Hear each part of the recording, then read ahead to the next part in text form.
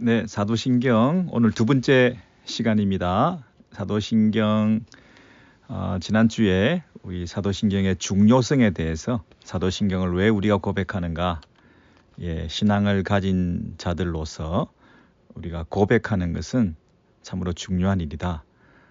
우리가 사람들 사이에서도 우리가 고백할 때도 있고 또 마음에 두고 있는 것을 입 밖에 고백함으로써 자신의 마음을 표현하고 또 그 관계들이 깊어지고 영원하고 하는 그런 약속도 하게 되는 그런 고백이라는 것이 참으로 중요한데, 특별히 하나님과의 관계 속에서 우리가 가진 그 신앙을 때를 따라서 우리 입 밖으로 고백한다는 것, 마음에 있는 것들을 믿고 또 입으로 시인하고 하는 것들, 그리고 그것이 공동체적으로 함께 고백한다는 것, 굉장한 큰 의미를 가진다 그랬죠. 그래서 신앙 고백은 왜 중요하고 필요한가? 첫 번째는 내적인 이유에 의해서 필요하다. 그러니까 개인의 신앙생활, 본인 자신의 신앙을 더 견고하게 내적으로 확립하는 거, 내 믿음이 견고해지는 거, 그런 면에서 필요하고, 두 번째는 후손들에게, 믿음의 후예들에게 뭘 믿느냐, 내가 믿는 것을 너희들도 믿으라 하는 면에서 동일한 신앙 고백을 전승함으로써 같은 믿음을 가질 수 있도록 교육적인 차원에서 이 신앙 고백이 참으로 중요하다. 우리 자녀들이 같은 신앙 고백을 하는 사도신경을 고백하는 예배를 드릴 때 마음에 흐뭇함과 기쁨이 있습니다. 그렇잖아요. 아니, 어떻게 내가 믿는 삼위 하나님에 대한 신앙 고백을 저들도 동일하게 할 수 있단 말인가. 억지로 믿으라 해도 못 믿을 텐데 자기 입으로 저렇게 고백하면서 신앙을 하나님 앞에 표현하고 있다니 얼마나 감사한 일인가. 이게 우리가 먼저 1세대들이 신앙 고백을 사도신경을 통해서 고백하는 전통을 그들도 배우고 같은 믿음을 가질 수 있다는 것, 그런 면에서 사도신경 신앙 고백은 참으로 필요하고 중요하다라는 차원이죠. 교육적인 차원에서 가정에서도 그 사도신경을 같이 고백해 본다든지, 예배를 가정 예배를 따로 안 드린다 하더라도 또는 뭐 식사 시간에 주기도문을 같이 외운다든지, 그리고 사도신경을 식사 시간에 다 같이 둘러 앉아서 우리 같이 자녀들과 고백한다든지, 그런 것들이 얼마나 중요한지 모르겠습니다. 한번 시도해 보시면 좋겠습니다. 그리고 그 사도신경이 왜 중요하냐면 그 공동체가 함께 고백함으로써 그 공동체 안에 그 신앙의 동질성을 가지고 그 핍박이 있어도 그 공동체를 지켜나갈 수 있죠. 그래서 신앙 고백이 있는 공동체와 신앙 고백이 없는 공동체는 큰 차이를 나타낸다는 거죠. 환난이나 핍박이 있을 때 그 공동체가 계속 끈질긴 생명력을 가지고 계속되어 갈 수 있는가? 아니면 뭘 믿는지도 모르고 동일한 신앙 고백도 없는 사람들이 숫자만 많이 모여가지고 사람들이 아무리 많이 모여 있어도 그 고백이 동일하게 없을 때는 그 믿음을 잘 못 지키고 무너져 버리고 오래 못 가고 핍박 가운데 흩어져 버리고 그럴 가능성이 있지만, 그 소수가 모인다 하더라도 그 고백을 동일하게 가지고 있다면 그 소수 안에도 끈질긴 생명력이 있다. 그 신앙 고백 공동체로서 그 체제를 안정성 있게 끌고 나갈 수 있다. 그런 면에서 세례문답을 한다든지 학습 교육을 한다든지 입교한다든지 직분을 받는다든지 하는 그런 모든 그 예식 가운데에 이 사도신경을 교육하고 동일한 고백을 가지게 함으로써 그 공동체가 끈질긴 생명력을 가지고 그 공동체의 체제를 안정적으로 이끌어갈 수 있다는 그런 면에서 신앙 고백은 중요하다. 신앙 고백은 왜 중요한가? 내적인 이유로, 첫째, 본인의 신앙의 견고함과 성장을 위해서, 후손들에게 믿음을 전수하기 위해서, 세 번째, 공동체가 견고하게 안정적으로 같은 믿음 안에서 세워져 나갈 수 있도록 이런 면에서 중요하고 필요한 것이고요. 외적인 이유는 왜 신앙 고백을 해야 되느냐 하면 이단과 맞서기 위해서 그렇습니다. 기독교의 역사는 복음의 제1000명의 역사다. 뭐 새로운 것을 자꾸만 애드하고 만들어내는 것이 우리 기독교가 아니라 이미 가지고 있는 것을 확실하게 선명하게 선언하는 것, 재천명하는 것, 이미 가지고 있는 것을 재천명하는 것, 새로운 것을 더하는 것이 아니라 이미 가지고 있는 것을 다시 한번 정립하고 그리고 변질되고 왜곡되는 그 진리에 맞서서 싸우는 것, 우리 것을 고유의 것을 항상 기억하고 있는 그것이 이단과 대적하는 데 정말 중요하다는 것이죠. 위조 지폐를 연구할 필요가 없죠. 이 진본을 잘 가지고 있으면 되는 거죠. 가짜를 가려내기 위해서는 가짜들을 너무 많이 연구할 필요가 없죠. 이단들은 그 패턴이 다 비슷비슷하기 때문에요. 항상 진본을 가지고 그들을 구별해낼 수 있는 것이죠. 그래서 이 같은 신앙 고백 동질의 고유의 우리의 그 신앙을 잘 간직하고 있는 것이 결국에는 이단을 척결하고 이겨낼 수 있고 분별할 수 있는 유일한 길이다. 우리 것을 잘 확고히 갖추고 있지 않다 보니까 진본에 대한 스탠다드를 충분히 늘 우리가 가지고 있지 못하다 보니까 이게 가짜를 보면 위조 지폐를 보면 이게 진짜 같아 보이고 이리 끌려다니고 저리 끌려다니고 혹하고 여기서 봤다 저기서 봤다 그러면 거기 마음 뺏기고 이것이 진리다 저것이 진리다 이것이 기적이다 저것이 기적이다 이럴 때에 우리의 고유의 이 신앙이 확립되지 않은 상태에서 우리가 흔들리기 쉽기 때문에 왜 신앙 고백이 필요한가? 이단과 맞서고 진리를 지키기 위해서이기 때문이다. 그런 것이고요. 그리고 또 한 가지는 세상을 향해서 이 복음을 선명하게 선포함으로써 우리가 믿는 이 예수, 우리가 믿는 이 삼위 하나님에 대한 그 고백을 그들도 같이 고백하도록 하기 위한 유일한 길은 이 복음 전도, 이 신앙을 전파하는 그 일에 있어서 이 사도신경이 최소한의 미니멈의 우리의 믿음의 내용을 전달할 수 있기 때문에 그들도 그것을 믿게 함으로써 그들에게 복음을 전하는 통로가 될 수 있는 것이죠. 세상 사람들이 도대체 너 뭐 믿냐? 교회 다닌다고 하는 게 종교생활 하는 거냐? 이렇게 말할 때에 습관적인 의무적인 종교 생활을 하고 또 교회 다님으로써 그냥 소속감을 가지고 그냥 이 마음의 위로를 얻고 어려움 속에서 자기들끼리 모여가지고 그렇게 서로 위로하는 그런 공동체가 아니라 선명하게 내가 믿는 것이 있다. 믿음의 대상과 믿음의 내용을 분명히 가지고 나는 이것을 믿습니다 라고 선포할 수 있는 것을 우리가 확고하게 사도신경을 통해서 나타내 보여줄 때 세상 사람들도 진짜 뭔가 있구나, 정말 믿는 게 있구나, 그리고 막연하게 이 마음을 위로하기 위해서 종교생활하는 것이 아니라 분명한 믿음의 대상과 믿음의 내용이라는 것을 가지고 있는 사람들이구나. 그래서 이 사도신경을 통해서 복음 전하는 통로가 될 수 있다. 그렇게 말할 수 있는 것입니다. 그런 면에서 사도신경의 이 신앙 고백의 중요성과 필요성에 대해서 우리가 지난주에 살펴본 거 잠시 복습해봤고요. 그리고 이 사도신경은 원래는 크레도라는 라틴어로 쓰여졌다고 하지 않습니까? 77개의 단어로 라틴어로 사도신경이 기록되었는데 그 크레도라는 말이 심장을 준다 이런 뜻이라고 하죠. 원래 어원적으로 그 마음을 열고 내 안에 있는 심장을 꺼내어 준다 할 정도로 나는 믿는다. 신뢰관계를 당신에게 이 모든 것을 고백한다. 이런 뜻이죠. 나는 믿는다. 크레도. 뭘 믿느냐?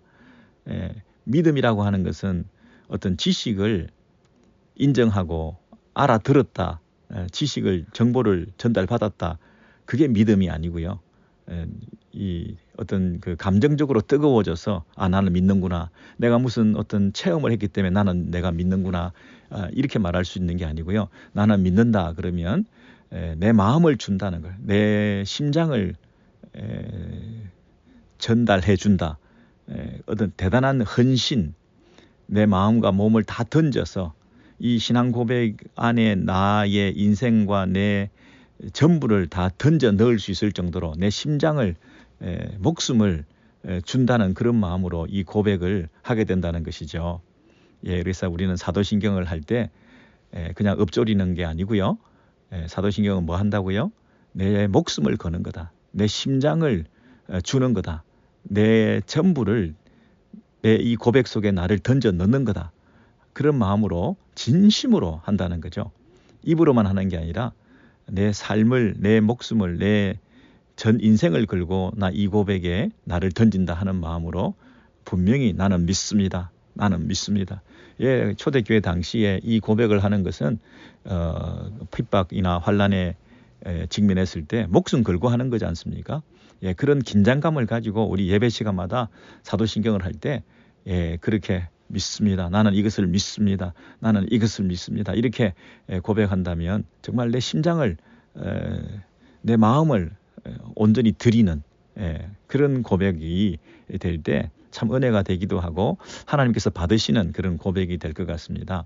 우리가 뭐 사랑의 고백을 하든지 무슨 고백을 하든지 어떤 국기에 대한 맹세를 하든지 뭐 이런 얘기를 할 때도 그냥 건성으로 하는 거 아니지 않습니까? 상대방이 진심으로 하는지, 상대방이 마음을 토해놓는 건지, 아니면 입으로만 하는 건지, 건성으로 흉내만 내는 건지, 그거에 따라서 상대방이 그것에 대한 그 진실성과 진정성에 대해서 감동이 되기도 하고 오히려 모욕을 느끼고 오히려 기분이 언짢아질 수도 있는 거 아니겠습니까? 근데 우리가 사도신경 할 때마다 그런 진정성 있는 그런 고백을 해야 그것을 들으시는 분께서 너무 우리의 그 고백을 기뻐 받으시게 되는 거 아니겠어요? 그런 면에서 내 마음을 드리는 시간, 목숨을 걸고 드리는 고백의 시간, 이렇게 그래도 심장을 드린다 하는 그런 그 어원의 뜻을 여러분 잘 기억하시면 좋겠습니다. 그래서 그 사도신경을 지난번에 그 구조가 삼위일체적 구조로 돼 있다, 제가 그렇게 말씀드렸죠. 성부와 성자와 성령 하나님에 대한 고백을 가지고 있는데 그 성부, 성자, 성령 하나님의 존재 방식이 삼위일체적이다. 그래서 인간은 한 사람 안에 한 인격만 있게 마련인데 하나님께서는 삼위격으로 계신다. 그래서 그것이 세 신이 삼신이라는 개념도 아니고 또 한 분이 세 가지 모양으로 여기저기 나타난다는 역할을 한다는 그런 양태론적인 이단도 아니고 분명히 세 분이시고 그런데 한 분이신 이 방식으로 그것을 사람의 말로 설명할 수 없어서 터툴리안이라는 교부가 삼위일체라는 말을 씀을 통해서 그 지금까지도 그 용어를 우리가 쓰고 있는 거죠. 그래서 인간이 하나님의 존재 방식에 대해서 그 의문을 달고 그럴 일이 없다, 그럴 수가 없다, 어떻게 세 분이 한 분이냐 이런 얘기를 할 수가 없는 거죠. 그래서 하나님이 한 분, 그분이 세 위격으로 존재하시면서 한 분으로 예배와 경배를 받으시는 삼위일체 하나님이라는 그런 고백을 우리가 하기 때문에 그 고백을 사도신경에 담아서 성부 하나님을 믿습니다. 성자 하나님을 믿습니다. 성령 하나님을 믿습니다. 이렇게 고백하고 있다는 거죠. 그래서 이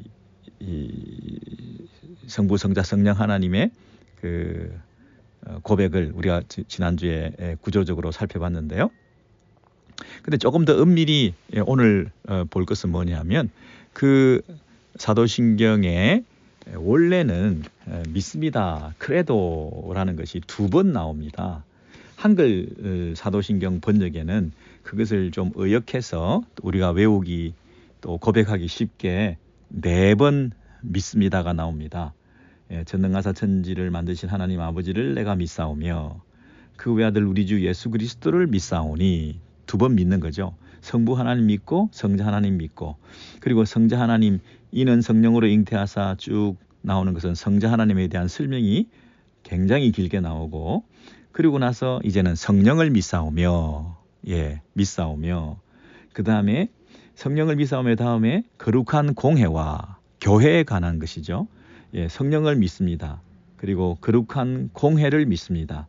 성도가 서로 교통하는 것을 믿습니다. 죄를 사하여 주시는 것을 믿습니다. 몸이 다시 사는 것을 믿습니다. 영원히 사는 것을 믿습니다. 그것을 한목에 다 몰아가지고 영원히 사는 것을 믿사옵나이다. 아멘. 이렇게 해서 그 성령을 믿습니다. 그 다음에 나오는 것들은 교회에 관련된 겁니다.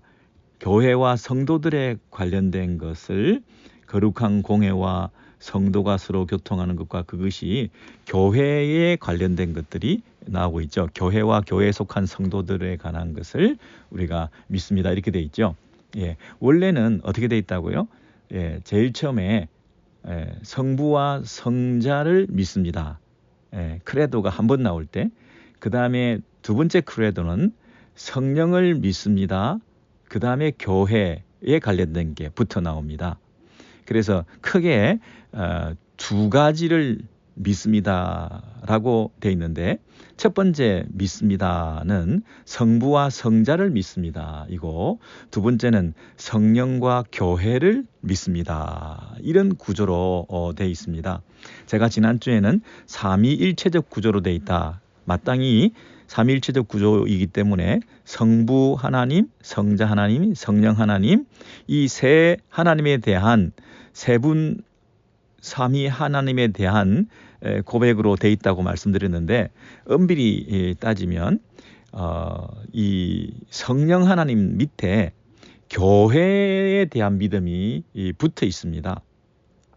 그래서 물론 그 교회가 성령님의 사역으로 인한 것이기 때문에 그냥 성부, 성자, 성령, 그리고 그 성령 하나님 밑에 안에 그냥 교회가 그냥 부차적으로 붙어 있는 것으로 봐서 삼위일체적 구조로 되어 있다, 이렇게 말씀을 드릴 수도 있지만, 나는 믿습니다가 2번 나오기 때문에 이 2번 나오는 것을 둘로 나눌 때, 첫 번째 나는 믿습니다 크레도는 성부와 성자와 관련된 것이고, 그 다음에 2번째 나는 믿습니다 크레도는 성령님과 그 밑에 교회와 관련된 것이라는 거죠.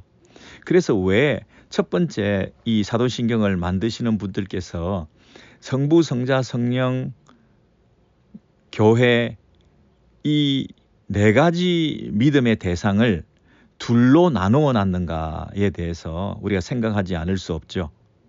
왜 나는 믿습니다라는 그 고백이 원문에는 2번만 나오고, 첫 번째 믿습니다에는 성부와 성자, 2번째 믿습니다에는 성령과 교회, 이렇게 연결시켜 놨다는 거죠.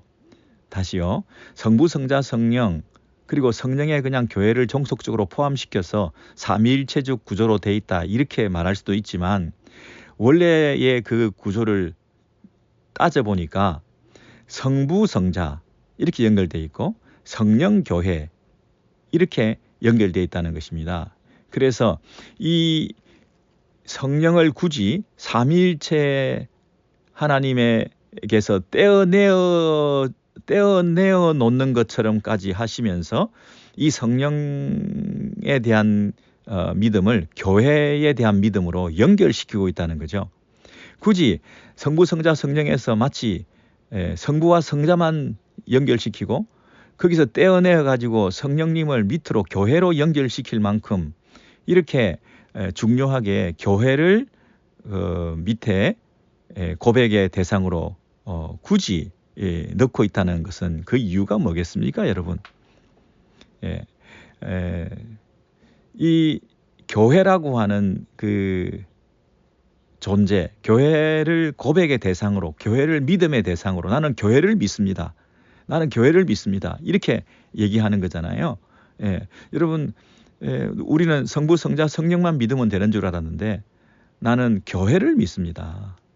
교회를 믿습니다. 여러분, 교회를 믿는다는 것이 얼마나 큰 의미를 가지시는지 아시겠죠?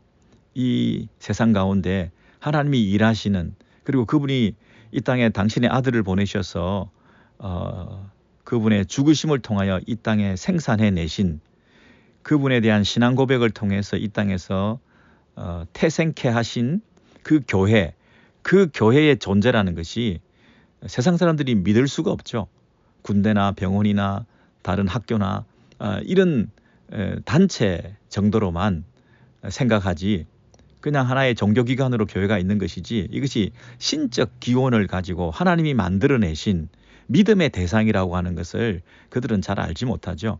심지어 교회를 다니는 사람들조차도 이 교회가 그렇게 대단하지 않은 것처럼 뭐 여러 가지 단체나 조직과 같은 그런 하나의 공동체로 모여 있는 그런 교회라고, 세상적인 하나의 기관이라고 생각할지 모르지만, 이것은 이해할 수 없는, 사람들로서는 설명할 수 없는 믿음의 대상입니다. 교회는 믿음의 대상이다. 교회의 존재와 교회의 역할과 교회의 사명과 교회의 미래라고 하는 것은 앞으로 교회가 어떻게 될 것인지, 또 교회 안에서 일어나고 있는 일들이 죄사함이 있고 그 교회 안에서 부활의 신앙을 가지고 영원히 산다고 하는 그 성도들의 공동체로 이곳에 우리가 모여서 이 교회 안에서 성도들끼리 코이노니아를 이루면서 정말 그 교통하고 있다, 펠로십을 가지고 있다. 이것이 세상으로서는 설명할 수 없는 믿음의 영역이라는 것입니다. 나는 성도의 교통을 믿습니다. 교회를 믿습니다. 이런 것들이 믿음의 대상인데, 너무나 중요한 믿음이기 때문에 이것은 성령님과 연결되어 있는 것으로 따로 이렇게 고백하고 있다는 것이죠. 그래서 여러분, 요한복음 같은데 한번 찾아보시면 이 성부, 성자, 성령만 따로 신적인 믿음의 신앙 고백의 대상이 되어서는 안 되고, 성부, 성자, 성령께서 우리 교회를, 이 땅에 있는 그 지상의 교회를, 또 예수 그리스도로 말미암아 신앙 고백을 하게 된 성부 하나님께서 이미 택하셔서 예수 그리스도 안에서 우리를 부르신, 그리고 성령 안에서 우리를 하나 되게 하신 그 공동체, 삼위 하나님의 교제 안에 교회를 들어오게끔 하시고 초대하시며, 또 삼위 하나님이 하나 되신 것처럼 교회도 하나 되게 하시는, 교회도 신적 공동체 안에 들어와서 함께 그 영원한 삼위 하나님의 교제에 참여케 하게 하신 이 사실이야말로 너무나 신비한 일이고 놀라운 믿음의 대상이죠. 우리가 그걸 믿을 수밖에 없는 거죠. 우리가 이해될 수 없는 영역이죠. 우리가 계산하고 따지고 보고 관찰해서 그런 일이 있었다고 생각이 되지 않죠. 이것은 하나님이 하신 일로 우리가 믿는 거죠. 교회의 존재와 교회의 현재의 모습과 또 교회의 미래에 대해서, 또 교회에서 일어나고 있는 일에 대해서 사람들이 그걸 어떻게 설명할 수 있겠습니까? 그래서 우리가 믿는 믿음의 대상이요, 믿음의 내용이다.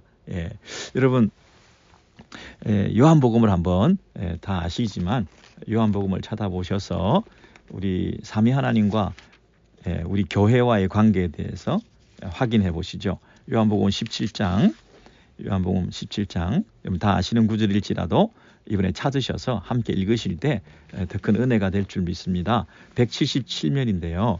요한복음 17장 여러분 찾으시죠? 네, 요한복음 17장 11절에 같이 한번 읽으시겠습니다. 11절 찾으셨죠? 네, 나는 세상에 더 있지 아니하오나, 예수님이 하시는 말씀입니다. 나는 세상에 더 있지 아니하오나 그들은 세상에 있사옵고, 그들이 누굽니까? 예수님의 제자들과 교회를 말하는 것이죠. 그들은 세상에 있사옵고 나는 아버지께로 가옵나니 거룩하신 아버지여, 내게 주신 아버지의 이름으로 그들을 보존하사, 이 땅에 있는 그 교회들을 보존하사 우리와 같이 그들도 하나가 되게 하옵소서.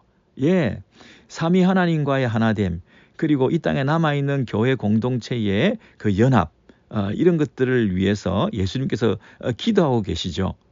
쭉 보시고요. 한번 읽어보시고 20절부터 제가 다시 읽어드리겠습니다. 17장 20절에 내가 비옵는 것은 예수님의 기도이시거든요. 이 사람들만 위함이 아니요. 이 사람들이 뭐죠? 지금 바로 예수님과 가까이에 있는 사도들, 제자들, 지금 믿고 있는 예수님 당시의 성도들을 지금 염두에 두고 하신 말씀이 아니라 그들만이 아니라 그들이 복음을 전함으로 그들도 사도신경을 고백하는 그 고백 안에 함께 동참하는 다른 사람들도 있을 거 아닙니까? 또 그들의 말로 말미암아 나를 믿는 사람들도 위함이니 지금 우리들이죠. 오렌지힐 교회에 속해 있는 우리 성도들도 같은 고백을 하면서 사도들의 신앙의 같은 터 위에 사도신경을 고백하면서 사도들이 믿었던 그 예수님을 사도들과 함께 사도들과 같이 고백함으로 우리들도 이 공동체 안에 들어오게 된 거죠. 그들의 말로 말미암아 나를 믿는 지금 우리들 같은 사람들을 위해서도 예수님께서 지금 기도하고 계시는데요. 그 기도의 내용이 뭐냐면 21절입니다. 아버지여, 아버지께서 내 안에, 지금 성부 하나님이시죠. 성부 하나님께서 내 안에, 예수 그리스도 성자 예수 그리스도 안에, 내가 아버지 안에, 아버지께서 내 안에, 이게 뭡니까? 성부와 성자의 연합이죠. 뗄래야 뗄 수가 없는 하나됨을 말하는 것이죠. 그런데 그들도 다 하나가 되어 우리 안에 있게 하사. 교회, 우리 믿는 성도들, 같은 고백을 가지고 있는 우리도 하나가 되고 또 누구 안에? 우리 안에, 성부와 성자의 그 연합 안에 있게 하셔서 삼위일체 하나님의 그 연합 안에 우리도 초대해 주셔서 세상으로 아버지께서 나를 보내신 것을 믿게 하옵소서. 이제 그 교회를 통해서 세상에까지 그 영향을 나타낼 수 있는 그런 공동체가 되게 해주시는 거죠. 22절 내게 주신 영광을 내가 그들에게 주었사오니 이는 우리가 하나 된 것 같이 그들도 하나가 되게 하려 함이니라. 곧 내가 그들 안에 있고 아버지께서 내 안에 계시어 그들로 온전함을 이루어 하나가 되게 하려 함은 아버지께서 나를 보내신 것과 또 나를 사랑하신 같이 그들도 사랑하신 것을 세상으로 알게 하려 함이로소이다. 성부와 성자의 관계 속에서 그리고 성령 안에서 우리 교회와 또 믿는 성도들과 또 그들의 말로 또 복음을 듣게 된 우리들에게까지 그리고 우리들을 통해서 세상에게까지 이 영향을 끼칠 수 있도록 예수님께서 지금 기도하고 계시는 거죠. 세상을 어떻게 변화시키느냐, 세상이 어떻게 구원받을 수 있냐, 예수 그리스도와 하나님과의 연합 속에 우리 교회를 또 교회가 복음을 전함으로 말미암아 믿는 사람들을 통해서 여기까지 오고 오는 세대에 같은 신앙 고백을 사도신경을 고백하면서 세상의 영향력을 나타냄을 통하여 세상을 바꾸는 그런 일에 하나님께서 그 모든 것을 큰 그림을 가지고 기도하고 계시는 거 아닙니까? 24절 아버지여 내게 주신 자도 나 있는 곳에 나와 함께 있어. 아버지께서 창세전부터 나를 사랑하심으로 내게 주신 나의 영광을 그들로 보게 하시기를 원하옵나이다. 의로우신 아버지여 세상이 아버지를 알지 못하였어도 나는 아버지를 알았사옵고 그들도 아버지께서 나를 보내신 줄 알았사옵나이다. 예수 그리스도 하나님을 아버지라고 부르시는 그분을 통해서 이제 우리들도 그 하나님을 알게 되고 하나님을 아버지라고 부르게 되는 그런 일들에 대해서 얘기하시죠. 26절 내가 아버지의 이름을 그들에게 알게 하였고 또 알게 하리니 이는 나를 사랑하신 사랑이 그들 안에 있고 나도 그들 안에 있게 하려 함이니라. 여러분 요한복음 17장 이 예수님의 이 기도 너무나 은혜로운 기도가 아니겠습니까? 그런데 여기서 중요한 것은 삼위일체적 하나님의 그 관계 속에 우리 교회가 연결되고 있고 같은 동등한 레벨에서 교제를 할 수 있고 그 관계가 영원하다라고 말하고 있는 것이죠. 그래서 이 사도신경을 처음에 구조적으로 만드신 분이 성부, 성자, 성령 하나님에 대한 신앙 고백만 하지 않고 성부, 성자, 성령 하나님에게 우리 교회가 어떻게 연결되어 있는가, 그리고 이 교회가 얼마나 중요하고 그 영원하고 신비로운가. 이것은 교회라고 하는 것은 일반적으로 세상적으로 어떤 식별해내거나 또 그 중요성에 대해서 평가할 수 있는 것이 아니라 마치 성부와 성자와 성령 하나님에게 같은 수준에서 믿음의 대상이다. 고백의 대상이다. 교회는 이해의 대상이 아니라 교회는 믿음의 대상이다. 삼위 하나님이 이해의 대상이 아니라 믿음의 대상이고 고백의 대상인 것처럼 교회도 그러한 동급의 신앙의 레벨에서 고백되고 믿어져야 되는 대상이다. 우리가 교회를 믿습니까? 예, 우리가 교회를 믿어야 됩니다. 교회를 우리 수준에서 낮추어서 이해하려고만 해서는 안 됩니다. 교회가 우리 수준에서 다 이해된다면 교회가 아닙니다. 교회가 우리 수준에서 다 해석되고 설명되어지고 교회에서 일어나고 있는 그 모든 일들이 내 손바닥 안에서 별것 아닌 것처럼 여기고 있다면 이것은 우리는 교회를 잘못 이해한 것입니다.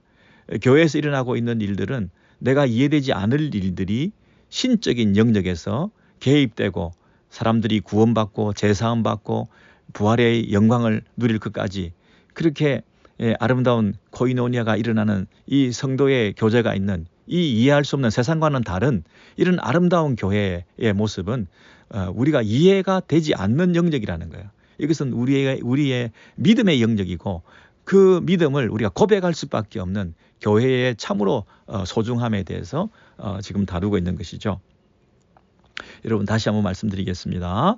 예, 사도신경은 삼위일체적 구조로 되어 있는데 애초에 그 고백은 두 가지 고백으로 믿습니다. 이렇게 되어 있고 그것이 성부와 성자가 하나의 고백이요.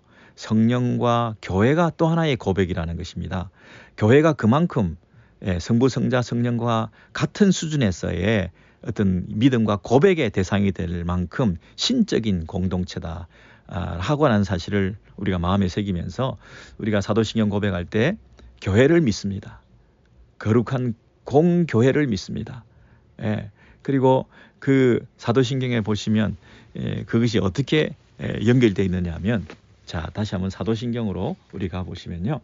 자 두 번째 믿습니다. 크레도가 첫 번째는 성령을 믿습니다고 두 번째는 거룩한 공회를 믿습니다. 거룩한 공교회를 믿습니다. 그 다음에 성도가 서로 교통하는 것을 믿습니다. 이렇게 되어 있잖아요.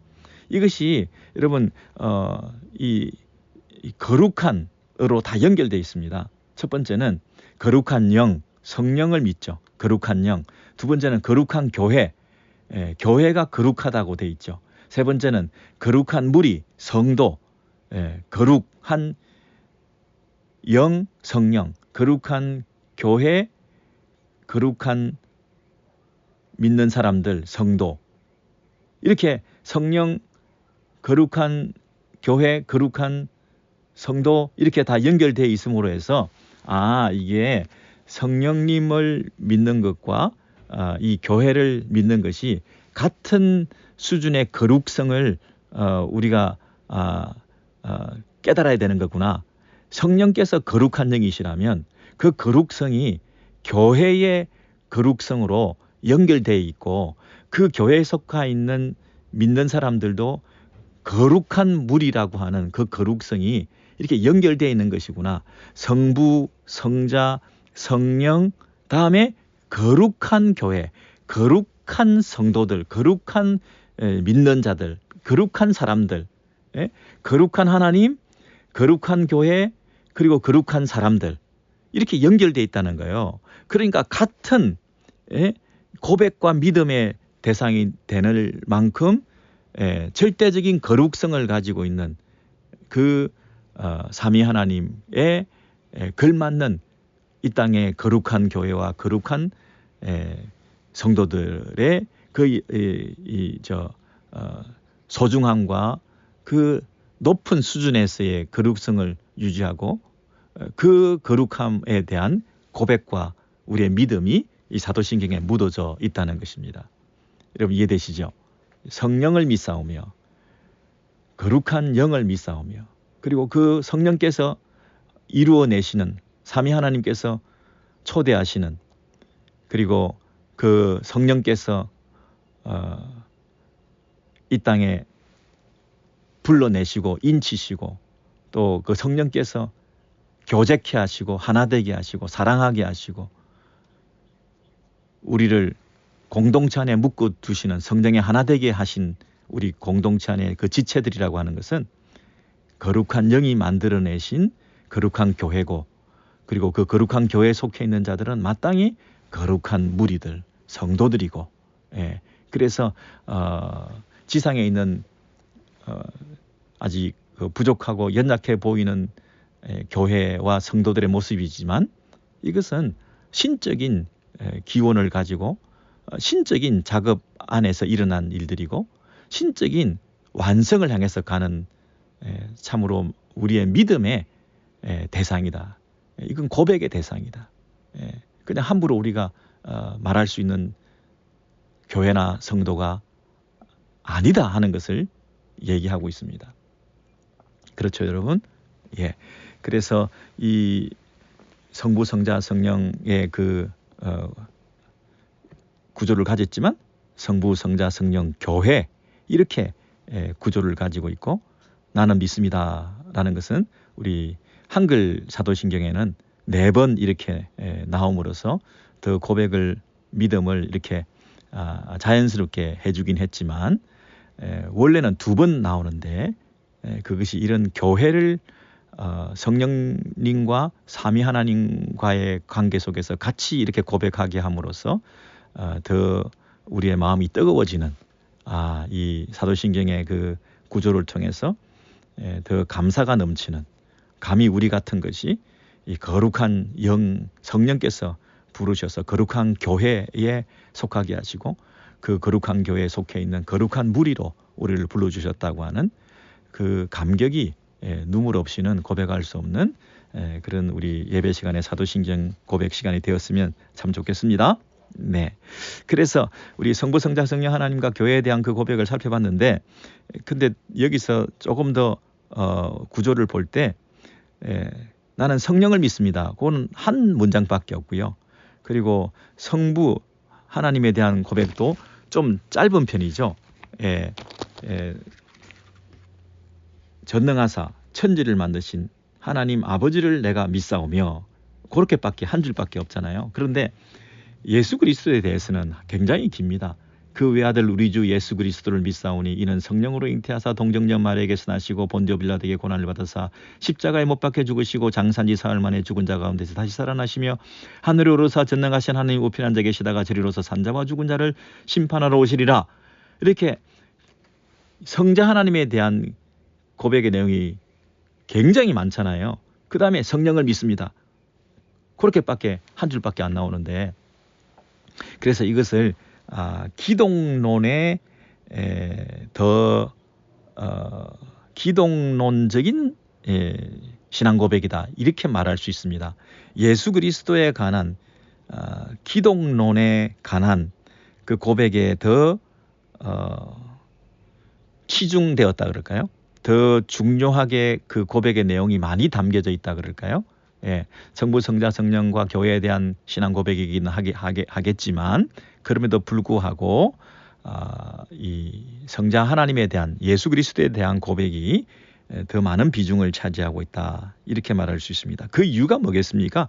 첫 번째는 그 당시 그 사도신경이나 이런 그 고백문들이 만들어지게 된 것은 그만큼 그 이단에 대한 대처, 우리가 믿는 바에 대한 확고한 것을 재확인하는 그런 작업이었기 때문에 주로 그 이단들은 성자 하나님에 대한 시비가 많았잖아요. 그분의 신성과 인성, 그분의 동정녀 탄생, 그분의 죽음과 부활, 그분의 승천과 재림 이런 것들에 대한 회의와 의심도 많았을 것 같고요. 또 다양한 이단적인 그런 가르침들이 많은 그런 상황 속에서 이것을 재확인하고 확고히 선포해야 될 그런 필요성에 의해서 아무래도 예수 그리스도에 관한 이런 내용들이 더 길게 자세하게 묘사되어 있는 것이다. 이렇게 말할 수 있을 것입니다. 그리고 두 번째는 우리가 성부 하나님은 사실은 본 적이 없습니다. 그리고 성령 하나님도 우리가 잘 볼 수가 없습니다. 그런데 성자 하나님은 우리가 보았습니다. 예, 경험했습니다.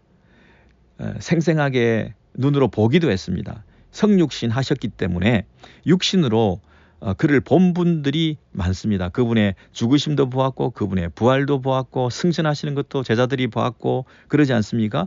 그러니까 누구라도 본 것에 대해서는 할 말이 많은 거죠. 예, 그렇게라도 이해하시면 되겠습니다. 내가 경험하고 본 것에 대해서는 우리가 더 많이 말하게 되지 않습니까? 나 이거 봤다, 나 이렇게 들었다, 할 말이 많은 그런 기독론적인 사도신경 그리고 이단에 대처하기 위해서 예수 그리스도에 대한 진리를 재확인하고 재천명했던 그런 면에서 기독론 중심의 사도신경이다 이렇게 말을 해도 틀리지 않습니다. 그렇죠? 자, 그런데 오늘 그 사도신경에도 삼위 하나님의 순서가 제일 처음에 먼저 뭐가 나왔냐 하면 성부 하나님이 나왔고요. 그 다음에 성자 하나님이 나왔고 그 다음에 성령 하나님이 나왔습니다. 그래서 일반적으로 성부, 성자, 성령 이 순서로 전통적으로 많이 나오는데 반드시 그렇지 않습니다. 우리 축도할 때 보면 뭐가 먼저 나옵니까? 고린도후서 13장 14절 13장 고린도후서 13장 14절 주 예수 그리스도의 은혜와 하나님의 사랑과 성령님의 교통하심이 너희 무리와 항상 함께 있기를 원하노라. 이렇게 우리가 축도문을 고백하게 되는데 그때 보면 성부 하나님의 사랑이 먼저 나오지 않고 주 예수 그리스도의 은혜가 먼저 나오죠. 예수님의 은혜와 하나님의 사랑과 성령님의 교통하심이 그랬잖아요. 그래서 이게 반드시 성부, 성자, 성령의 순서가 아니라 그 순서는 그 필요에 의해서 그 상황에 따라서 이것이 바뀔 수도 있다. 왜? 이 동일 본질이니까 성부, 성자, 성령의 그 권세와 영광과 위엄에 있어서 차이가 없기 때문에 이것을 자유롭게 상황에 따라서 바꿔 쓸 수도 있다는 것이죠. 예를 들면 성령 하나님에 대한 그 언급이 제일 먼저 나올 때도 있습니다. 성령 하나님이 중요하게 여겨지는 상황에서는 반드시 성부부터 나오는 것이 아니라 성령 하나님이 먼저 나오죠. 몸이 하나요 성령이 하나이니 이와 같이 너희가 부르심의 한 소망 안에서 부르심을 입었느니라. 세례도 하나이요 주도 하나이요 믿음도 하나이요 세례도 하나이요 모든 것 위에 계시고 모든 것을 통일하시고 모든 것 안에 계시는 한 분 하나님 아버지도 하나이시다. 지금 에베소서 4장에 있는 제가 그 4절에서 6절의 말씀을 읽어드렸는데요. 성령이 하나이다. 몸이 하나요 성령이 하나이요. 그리고 주도 하나이요 믿음도 하나이요. 그리고 모든 것 위에 계시고 모든 것을 통일하시고 모든 것 안에 계시는 하나님 한 분 하나님 아버지도 하나이시니 거기에 보면 성령님이 제일 먼저 나왔습니다. 그리고 고린도전서 12장 같은 데 봐도 4절에서 6절인데요. 은사는 여러 가지나 성령은 같고 직분은 여러 가지나 주는 같고 사역은 여러 가지나 하나님은 같으니 그랬습니다. 성령, 주, 예수 그리고 하나님. 그래서 여기도 보면 성령님이 먼저 나왔습니다. 그러니까 이 은사와 관련되어서 지금 그 고린도전서나 에베소서에서 기술할 때는 아무래도 성령님의 은사, 성령님께서 교회를 어떻게 이끌어 가시는지, 각자의 은사를 주셔서 어떻게 교회를 세워 가시는지와 관련해서는 성령님의 중요한 어떤 역할을 하시기 때문에 성령 하나님께서 먼저 나왔죠. 네. 그리고 우리 축도할 때는 왜 예수 그리스도의 은혜와 하나님 아버지의 사랑과 성령님의 교통하심이 할 때는 왜 예수 그리스도가 먼저 나왔겠습니까? 그냥 성부, 성자, 성령 이렇게 순서대로 하지 않고, 여러분 축복을 받는다, 복을 빈다 할 때 우리가 하나님으로부터 복을 빌지 않습니까? 근데 그 하나님이 누굽니까? 막연한 절대자인 하나님이 아니라 예수 그리스도의 아버지이십니다. 예수 그리스도를 중보자로 내세워서 그 하나님 아버지가 주시는 복을 받기를 원하는 거잖아요. 예수 그리스도께서 우리에게 베풀어 주신 그 은혜가 아니었다고 한다면 하나님께 나아갈 수 없고 하나님 앞에 가서 복을 빌 수도 없는 거잖아요.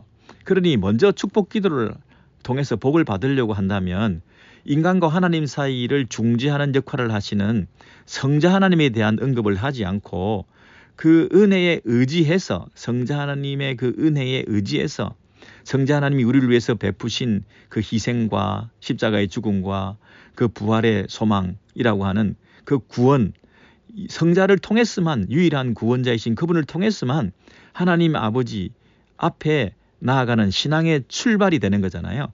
우리 믿음의 기초가 되는 것이 제일 먼저 언급될 필요가 있는 거잖아요. 예수 그리스도를 통해서라야 하나님 아버지의 사랑을 힘입을 수 있잖아요. 하나님 그분이 막연한 어떤 힘센 어떤 절대자에게 우리가 구하는 것이 아니라 예수 그리스도를 통해서 하나님 그 아버지께 나아갈 수 있는 유일한 이 중보의 통로가 채널이 열리게 된 것이기 때문에 먼저 예수 그리스도의 은혜를 언급하지 않을 수가 없는 거죠. 처음부터 하나님 복 주세요, 예수님 우리에게 은혜 주세요, 이렇게 하는 그 축복보다는 예수 그리스도의 그 은혜에 근거해서 그 하나님의 큰 사랑, 그리고 성령님의 우리 안에서 임재와 교통하심, 이것이 우리 공동체 안에 우리 성도들 가운데 넘치기를 원합니다. 항상 영원까지 함께 있기를 원합니다. 이게 진정한 축복 기도라고 말할 수 있지 않겠습니까? 네. 그러면서 기독론적인 이 사도신경의 그 순서는 성부, 성자, 성령으로 되어 있지만 반드시 그 순서만이 옳은 것은 아니다. 자, 그러나 어쨌든 사도신경에 성부 하나님이 제일 먼저 되어 있기 때문에 우리는 오늘도 그 성부 하나님부터 먼저 우리의 이 사도신경에 대한 고백들을 공부해 보기를 원하는데요. 자, 제일 먼저 보시죠. 전능하사 천지를 만드신 하나님 아버지를 내가 믿습니다 할 때 그 성부 하나님에 대한 믿음은 사중적인 믿음이다 이렇게 말합니다. 성부 하나님에 대한 믿음은 첫 번째, 그분이 어떤 분인 것을 믿습니까? 한글 성경에는 전능하사 이렇게 먼저 나왔는데 사실은 하나님을 믿습니다. 두 번째는 아버지인 것을 믿습니다. 세 번째는 전능하신 것을 믿습니다. 그리고 네 번째는 천지를 만드신 것을 믿습니다. 이렇게 네 가지를 우리가 고백하게 됩니다. 뭐라고요? 첫 번째는 그냥 한글대로 해볼게요. 전능하신 분이신 것을 믿습니다. 그리고 천지를 만드신 분이신 것을 믿습니다. 전능자인 걸 믿습니다. 그 다음에 창조자인 것을 믿습니다. 그 다음에 하나님을 믿습니다. 그리고 그 하나님이 내 아버지인 것을 믿습니다. 이 네 가지 고백이 이 안에 다 포함되어 있습니다. 자, 여러분은 어떻게 고백하고 계십니까? 전능하사 천지를 만드신 하나님 아버지를 내가 믿으며 뭐 이렇게 쉽게 우리가 고백하고 있지만 네 가지 고백, 사중적인 고백을 마음에 꼭 새기시면 좋겠습니다. 제일 먼저 나는 하나님을 믿습니다. 여러분은 누구나 하나님을 믿는다고 하시는데요. 내가 하나님을 믿습니다. 이 얘기는 대단한 고백이죠. 왜냐하면 하나님이라는 존재를 인정하지 않고 자기 자신이 인간 자기가 하나님이 되고 또 이방 잡신을 섬기기도 하고 우상과 형상을 만들어 절하기도 하고 미신을 믿기도 하고 뭐 점성술을 믿기도 하고 점괘를 보러 다니고 점치러 다니고 뭐 그런 사탄적인 그리고 타 종교도 얼마나 많이 믿습니까? 이런저런 타 종교들이 얼마나 많으시겠어요. 세상에 종교들이 숫자가 몇 개나 된다고 그러지 않습니까? 거기다가 유사 기독교도 참 많습니다. 예, 유사 기독교. 기독교와 비슷한 그런 배경을 가지고 있는 그리고 그런 경전을 들고 있거나 비슷한 교리를 가지고 있거나 하는 세계의 많은 종교들이 있는데 하나님 종교 외에는 제가 종교라는 말을 썼습니다. 유일신 하나님에 대한 신앙 외에는 내가 다른 신앙을 가지지 않겠습니다. 내가 하나님을 믿습니다. 이 말은 막연한 어떤 절대자를 내 마음에 어떤 의지할 어떤 대상을 그냥 하나님 앞소사 할 때 그 어떤 터져 나오는 그런 말 속에 있는 그런 신적 개념 말고요. 인간의 한계를 고백할 수밖에 없으니까 뭔가 하나님이라는 존재가 있어야 된다라고 하는 그런 철학자들이 하는 관념적인 신개념 말고요.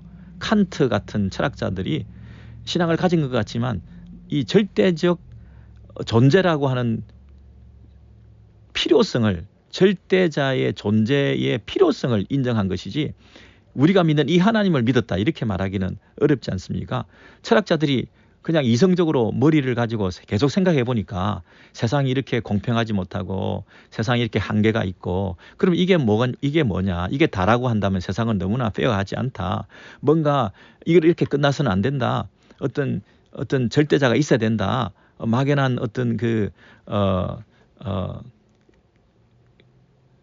삶을 대충 살아서는 안 되고 신에 대한 의식을 가질 필요가 있다. 이런 정도로 자신의 그 철학의 결론으로 절대자가의 필요성에 대한 얘기를 했지만 이 하나님을 성경에 나와 있는 계시의 하나님, 예수 그리스도의 아버지가 되시는 이 하나님, 그 하나님을 믿은 건 아니지 않습니까? 관념적인 신개념을 그들이 인정한 것일 뿐이지 이 성경에 계시되어 있는 이 인격적인 우리와 관계를 가지시는 그리고 예수 그리스도 안에서 우리와 하나님을 아버지라 부르시는 이 관계에 이 하나님을 우리가 그들이 믿는 건 아니지 않습니까? 그러므로 내가 이 하나님을 믿습니다. 사도신경에 처음에 나는 하나님을 믿습니다 할 때 그 하나님을 성경에 있는 이 하나님을 믿는다는 거잖아요. 그러니까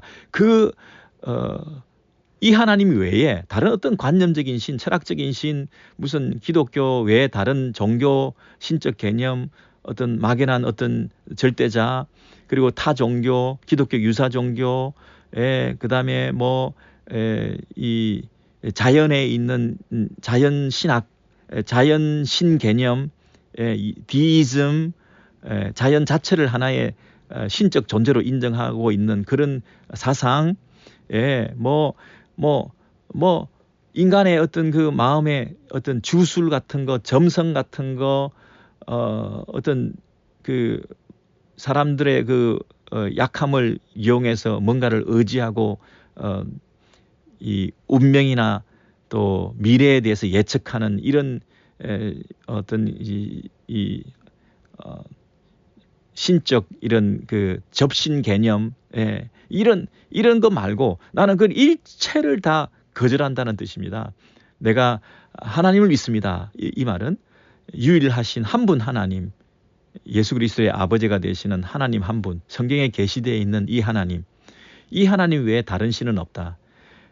종교라고 하는 것은 어떤 신 개념을 가지기 마련인데 나는 이 하나님만을 참 신으로 믿기 때문에 다른 신은 없다. 그러므로 다른 종교는 일체 믿지 않는다. 그들도 보지도 않는다.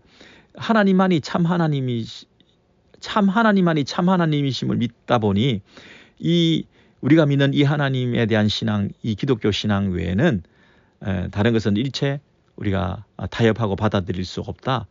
이런 개념을 가지고 나는 하나님을 믿습니다. 이렇게 선포하는 거예요. 두 번째는 그 하나님이 내 아버지인 것을 믿습니다. 하나님 아버지를 전능하사 천지를 만드신 하나님 아버지를 믿습니다. 여러분, 이 하나님을 아버지로 믿는다는 것이 또 얼마나 큰 고백입니까? 아버지는 우리에게 보호하시는 분입니다. 그렇죠? 우리를 프로텍션 하십니다. 우리를 항상 지켜주시는 분이십니다. 우리를 악에 빠지지 않도록 늘 보존하시고 지켜주시는 그 아버지의 속성을 우리가 믿으면서 나는 아버지를 믿습니다. 나를 지켜주실 것을 믿습니다. 나와 함께 하심을 믿습니다. 이렇게 고백하는 겁니다. 그리고 아버지는 공급합니다. 프로바이드 합니다. 프로비전 합니다. 우리의 필요를 공급해 주십니다. 공중에 나는 새도 하나님께서 먹이시고 들의 백합화도 입히시고 이스라엘 백성들이 광야에서 양식이 없고 의복이 떨어지지 않고 신발이 헤어지지 않고 이스라엘 백성들을 광야에서 큰 새의 그 날개 아래 품으셔서 그들을 품고 그 광야를 건너가게 해 주셨던 것처럼 언젠가 이걸 언제 다 지나가나 했는데 지나고 보니 하나님이 다 하셨구나. 하나님이 다 채워주셨구나. 하나님이 공급해 주셨구나.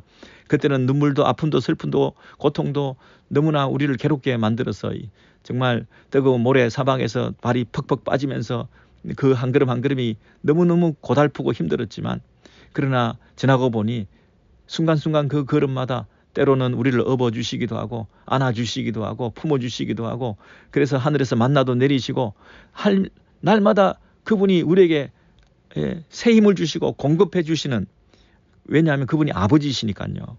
아버지시니까 공급해 주신다.